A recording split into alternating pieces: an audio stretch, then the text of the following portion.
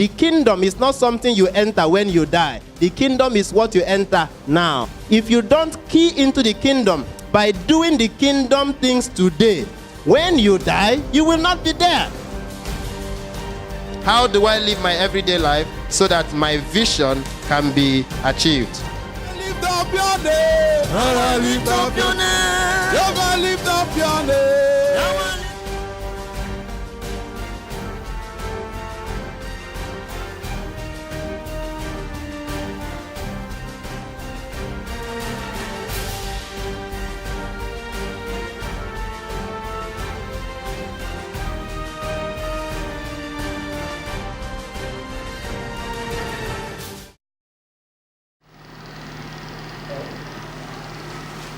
The Bereans, they always search the scripture to see what is there. If David has searched the scripture and committed what Gideon did in Judges chapter 7, he would not have numbered them. That's just a side.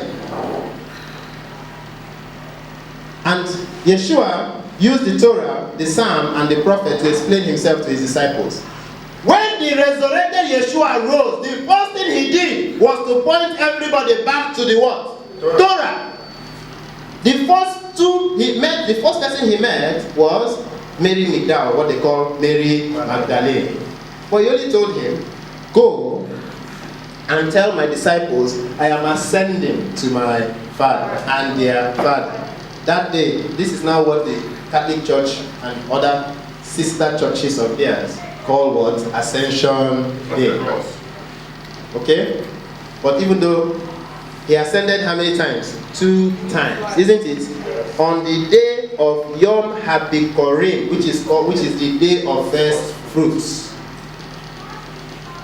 On that day, he ascended. But when he came back that same day, the first 2 people he met, on their way, Father loves them so much. Otherwise, he would have left them. They were already out of Jerusalem. He would have left them to carry on, and they would have gone back to their fishing business. They would have gone back, and the prince of the power of the air would tell them, and they would have been so guilty. Let me tell you, one of the things that holds people bondage is Satan. After you have committed sin for disobeying Jehovah in the first place, Satan will keep on drumming it in your ear.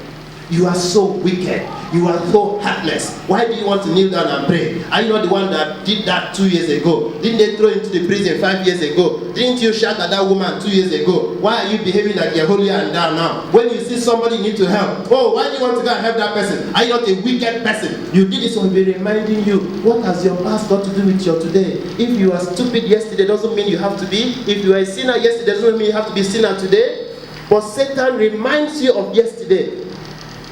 You have to keep on living your life as a righteous person until the day you die. Not to remind you of the sins of the past. Sins of the past is left for Jehovah after you have genuinely repented. The story of David tells us, even though he repented, God told him there are 3 things. Number 1, either you run away, or there is a pestilence, or what's the third one? They abdicate you for 7 years or something like that. But Jehovah still forgave him and called him a man after his own heart, even though he punished him. Even when he killed Uriah and slept with the wife, Jehovah still punished him. Yet, we will see David in the kingdom. Because every time David did not allow his past to affect his present and the future. He prays about it. When he so much loved Uriah's wife, that he didn't eat, I don't know for how many days, 3 or 4 days, to pray that the son should not die. But Father Jehovah did not want what? A child born out of what? Adultery to remain. Because it be a constant reminder. And the child died. And after Uriah died, what happened? The woman is now free to marry. And now can be called David's wife. But the child that they had when Uriah was still alive is a child out of harlotry or adultery. Not harlotry, adultery. For 40 days, the first thing that came out of Yeshua's mouth was, everything written about me is great, like we sing. The Torah talks about me. The Psalms talks about me. The prophet talks about me. And you can actually take it upon yourself and ask yourself, where in the Torah does it talk about Yeshua? Deuteronomy chapter 18 verse 5 talks about Yeshua, 5 or 15. I will raise up a prophet just like you, Moses, among your brethren. I will put my words in his mouth. He shall speak only what I tell him. And if the people do not hear and do what I tell him, I am coming and I will require it from them. That is the greatest prophet. And every time you see in the book of John, they're asking John the Baptist, are you the prophet? That prophet that was spoken about in Deuteronomy 18. So Yeshua, when he accosted Cleopas and his fellow on the road to Emmaus, he pointed out Deuteronomy 18 to them. He pointed out the two rocks in Exodus 17 and Numbers 20. I am that rock. Because we see in 1 Corinthians chapter 10 that he is indeed the rock. Then he would have gone to the book of Psalms. He would have read for them Psalm chapter 110. Somebody should find it. 110. Quickly. Amen. Psalm 110. Yes, verse 1. Yes. Jehovah said to my master. Jehovah said to my master, sit at my right hand till I make your enemies your footstool. Mm-hmm. Jehovah shall send the rod of your strength out of Zion. Okay, let me teach you. So, let me see. The first Lord is in capital, right? Yes. And the second one is in small letter. So, when it is in small letter, what is it in the Old Testament? Adonai. Okay? That's why people say Adonai. Adonai means what? Lord. Yes. It is not criminal to say Lord. The only challenge is that if you keep using Lord, you will not know when you're talking about Yeshua or Yehovah. So what is written in the Hebrew is Yehovah spoke to my Adonai, or Yehovah spoke to Adoni. Adoni. Now, Adoni means Lord, and it can be means my Lord, and it can be used for man or for deity. That word for God, they say Adonai. They never use Adonai for man. However, it is the same word and it means what? Lord. So, Yehovah spoke to Adoni, which means my Lord. Okay, go ahead. Jehovah said to Adoni, sit at my right hand. Sit at my right hand. Till I make your enemies. Till I make your enemies your footstool. Yeshua would have quoted, because he said in Luke chapter 24, verse 27, beginning from Moses, which is the Torah, and all of the prophets and the Psalms, he expounded to them things concerning himself. He expounded. They didn't have Matthew, Mark, Luke, and John to Revelation. He taught them about himself in the book of Moses, in the Psalms, and in the prophets. So, that's why you read in Galatians chapter 3 verse 24, our opening text, that says the Torah is a schoolmaster that brings you to Yeshua. Yeshua, when he rose, the first thing he explained to people about himself was to point them back to say, it is written about me in the Torah. And he would have given them even Genesis chapter 14, where Abraham broke bread and wine with Melchizedek or Melchizedek, because Yeshua in John chapter 8 verse 56 said to the Pharisees, your father Abraham rejoiced to see my day. He saw it and was exceedingly glad. And the question is, when did Abraham see his day? In fact, those people didn't understand it and they said you must be very mad. You are not even up to 50 years and you're talking about Abraham seeing your day. Our father Abraham that died thousands of years ago. But Abraham saw Yeshua's day, the reason we do the bread and wine, the day that Melchizedek broke the bread and wine and told him there is a master that is coming. His body will be broken, his blood will be shed, so that the world can come back to Yehovah. It's all about him. Everything in the Torah is about him. It points to him. Without him, you can't find the way. Without him, you can't find the truth. Without the truth, you cannot find life. Religion is a combination of half-truths with a huge dose of man-made customs and traditions. You can read Isaiah 29 verse 12 for yourself, you don't have time. Isaiah quoted about the fact that men will do religion, and Yeshua himself quoted it in Mark chapter 7. So, if the Torah is about Yeshua, it means that Genesis chapter 1 verse 14, which talks about the creation of the moon and the star, and the moon, the sun and the star, to rule the day, is also about Yeshua. It means that the feast of Yehovah is also about Yeshua. Therefore, every feast that you celebrate, if you cannot see Yeshua in it, then it's religion. Ash Wednesday, how is Yeshua involved in that? Or any religion, any festival. So, for there are many insubordinate, both idle talkers and deceivers, especially those of the circumcision, the book of James, their mouth must be stopped. Those of the circumcision are called, when you hear the phrase, those of the circumcision, who are they?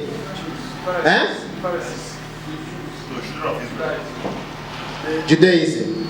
Okay? Judaism. Because it's not all Jews. After Yeshua came, before Yeshua came, almost everybody was practicing Judaism. After Yeshua came, Yeshua liberated many of them. That's why in Acts chapter 2, people came to Jerusalem for Feast of Pentecost. But after they heard the sermon from Peter, those people said, "Men of Galilee, what do we do?" 3,000 of them. They were held by Judaism before. But what I want to show you in Titus 1:14, it says, and that's what on the board, they teach for dishonest gain, therefore rebuke them, that they may be sound in faith, not giving heed to Jewish fables. It's in your Bible. There are many Jewish fables. That somebody is saying Judaism doesn't mean he is close to Yehovah. They are all fables. Many of the things that happens in Judaism is fables. You can't find it in the scripture. You can't find it in the Bible. You can only find it in the writings of their sages. And commandments of men which turn from the truth. So, there are fables, akukifo. That's why I don't want you to sing those songs that lead to akukifo. That's fables. So, in religion, there is story that is not real, and there is commandment of men. Those are the two things you find in every religion. So, you take Christianity. Today is the Sabbath, written in black and white in their books. Go to the Acts of Apostles. They Paul that they quote, Peter, Yeshua, everybody was observing the Sabbath. But on Sunday, they will go to church. That is story that is not real. They will try to find areas in the Bible that says, oh, the apostles met on Sunday. Show me one place, not one place, where the apostles met on Sunday. To do what? They say, oh, they met to break bread. When you read it, you see that they were closing the Sabbath. When you read it, you see that they are closing the what? The Sabbath. Acts chapter 17. You will see that those people that came brought lantern. How do you bring lantern in the morning? If Paul, Peter, was preaching from morning till night before Eutychus fell from the window, how can you be coming for a meeting in the morning? All of you here, you bring lamp or torch. Anybody brought torch today? No. The only reason you can bring torch is if we are meeting in the evening. That's why it is fable. Allah?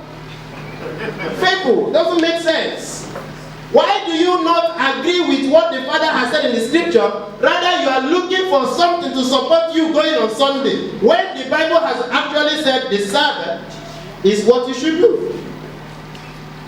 But when you read that place, in the book of Luke chapter 4, Yeshua went to the synagogue on the Sabbath. After Sabbath, he went and healed Peter's mother-in-law.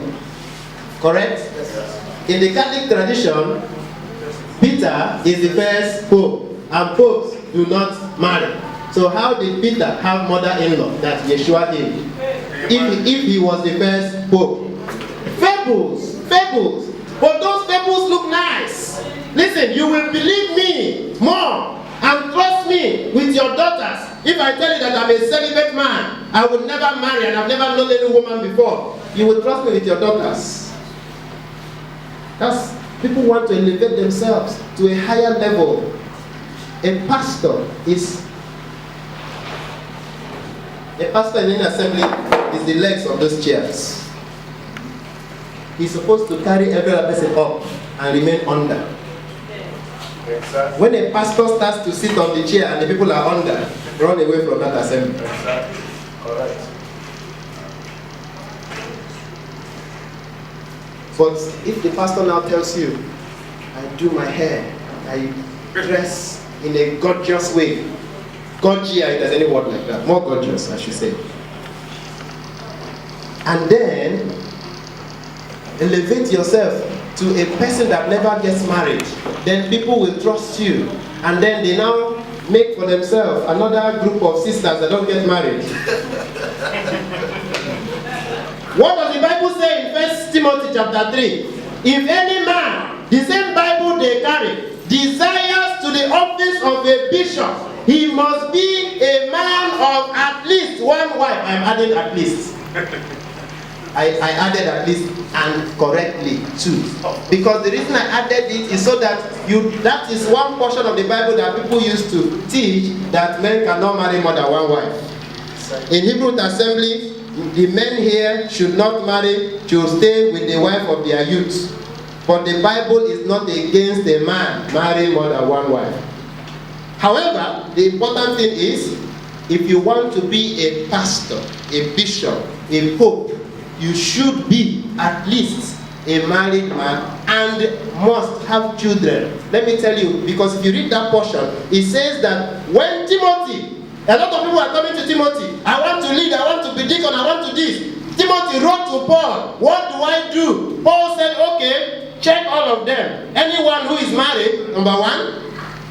2, their children, you see how they lead their children. When their children come to the assembly, are they running up and down? Are they breaking things? If they are, how can they lead? If the wife is not subordinate to him, how can he lead? When you see that they have their children under and their home under their control, then you can make them a bishop.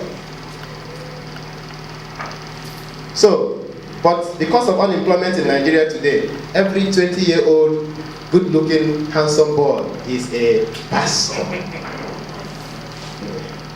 Is a pastor. And they are not married, they are leading the assemblies. Where have they learned how to eat? Okay, so religion has fables and commandments of men. Now, some example of Jewish fables which leads away from the truth. Number 1 is the name of Jehovah is too sacred. That is a fable. It's not true, because Deuteronomy chapter 4 verse 13 and chapter 6 verse 13 says we should call the name in Jehovah's name. We should make what? Oaths. And we see all through the scripture that those who believe in Jehovah, they call upon his name.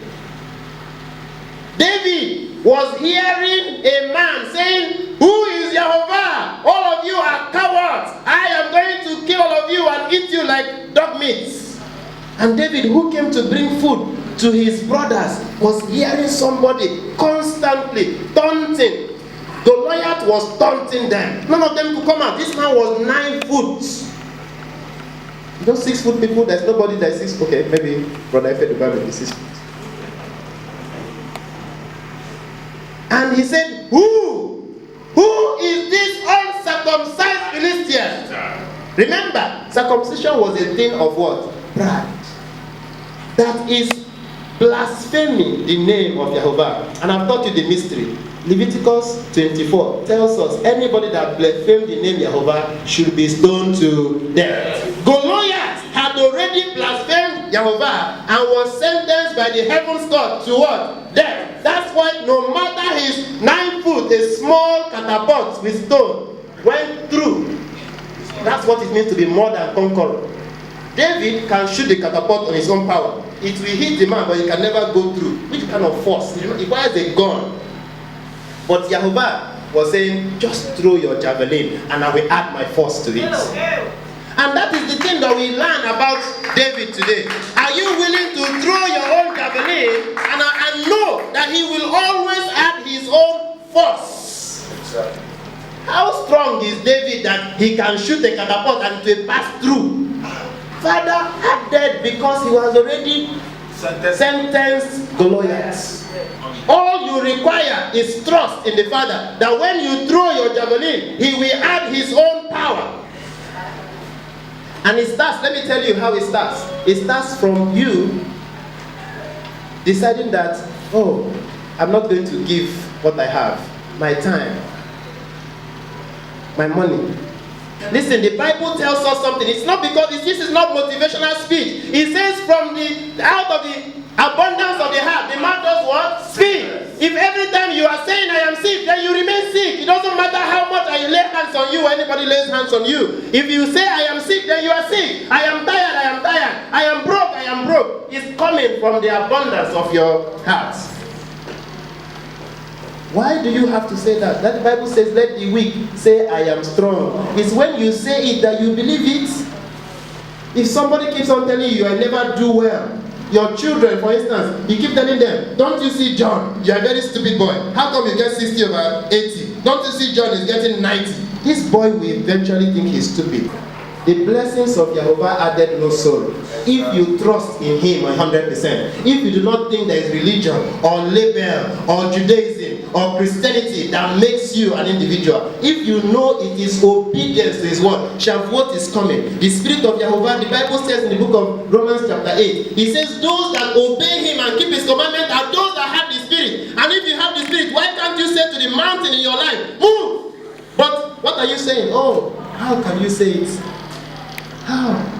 The negativity is coming into you, and out of the abundance of your spirit you are speaking. And let me tell you what it does to you. I tell people that if you are having anger against somebody, you will constantly be sick. The Bible says anger is like a cancer that goes into your bones. You will never know, oh, I'm tired. There is somebody you are not releasing in your life. And the blessings of Jehovah is not going to come. That person has done something bad to you. Yes. You couldn't influence what they did 10 years ago. Why are you letting it bother you today? Why do you still have it? Nobody told Joseph. He had a dream, but he never knew how the dream was going to come. He had a dream that he's going to be powerful, but he saw himself being thrown in the dungeon. He saw himself being thrown in prison. He saw himself being made a slave. All we remember is that Potiphar wanted to lie with him, but we forget that he was a slave first in Potiphar's house, working. Then they realized he had intelligence greater than other slaves. Then they made him supervisor. Then they made him bond servant. He started working first. Then father said, oh, if I leave him here, he's going to miss his destiny. He will think he has arrived.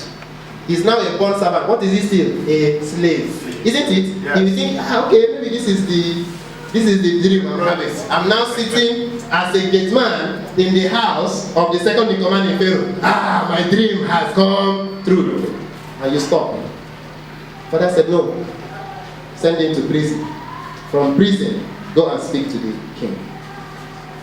If you deny Yeshua, Thomas, what did Yeshua say to him? Even when people told him, 1 week, Yeshua came and saw them, and then 1 week later, he now saw them with Thomas. They had told Thomas that they saw Yeshua. Thomas was there when Yeshua was crucified. Thomas was there when Yeshua was put in the grave. Thomas was there when they rolled the tombstone. Thomas was there when they covered it with a seal. You saw all that. Then you saw the man again, and you said, if I don't touch you, I will not believe.